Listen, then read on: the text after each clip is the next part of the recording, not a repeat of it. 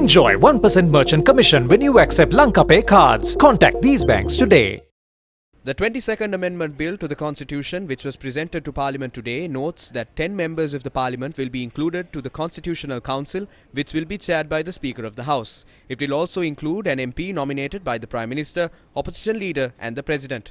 Accordingly, the other vacant positions in the Council will comprise an MP nominated by agreement of the majority of the members of Parliament representing the government, a Member of Parliament nominated by agreement of the majority of the members of Parliament of the political party or independent group of the opposition, 3 MPs nominated by the Speaker in consultation with the Prime Minister and the Leader of the Opposition by agreement of the majority of members of Parliament.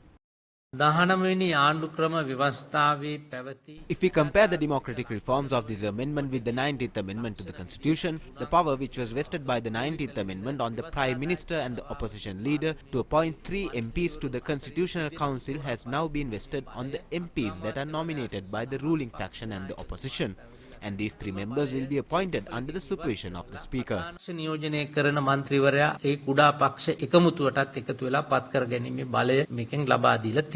The 22nd Amendment will also provide provisions to bring back the Election Commission, the Public Service Commission, the National Police Commission, the Audit Service Commission, the Human Rights Commission, the Commission to investigate allegations of bribery or corruption, the Finance Commission, the Delimitation Commission and the National Procurement Commission. Appointments to these commissions can only be made once the Constitutional Council approves the recommendations made by the President.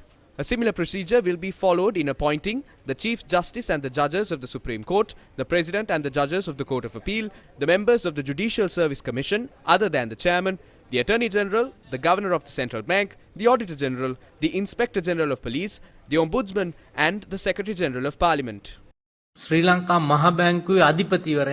Earlier, Constitutional Council had no say in regard to the appointment of the Central Bank Governor. Even the 19th Amendment did not carry any provisions regarding this appointment. But after this amendment, when appointing the Central Bank Governor, the President will have to gain the approval from the Constitutional Council. A public discourse arose in the country about this appointment. This was because the damage caused to the economy by the previous central bank governors like Arjuna Mahendran and Ajit Niwat Cabral. Therefore, we had to do something regarding this appointment.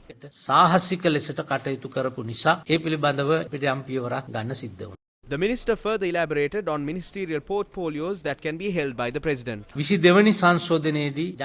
the 22nd Amendment, the President can only act as the Defence Minister.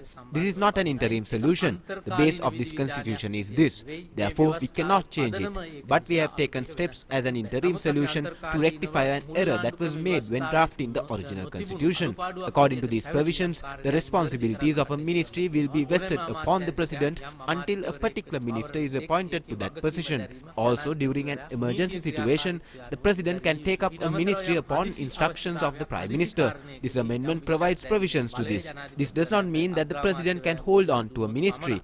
He only can take up the portfolio when there is an emergency.